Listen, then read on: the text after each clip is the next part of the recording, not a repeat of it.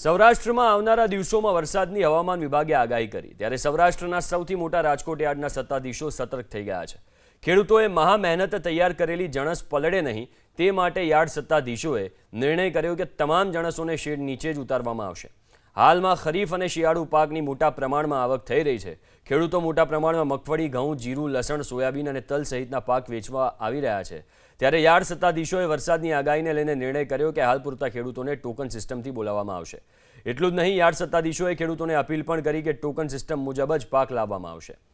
તમામ જણસને તાડપત્રી ઢાંકીને લાવવામાં આવે। નોંધનીય છે કે 2 મહિના પહેલા વરસેલા માવઠાને કારણે બેડી યાર્ડમાં રાઈનો જથ્થો પલળી ગયો હતો, ત્યારે આ વખતે જણસ ન પલળે તેની તમામ વ્યવસ્થા રખાઈ છે।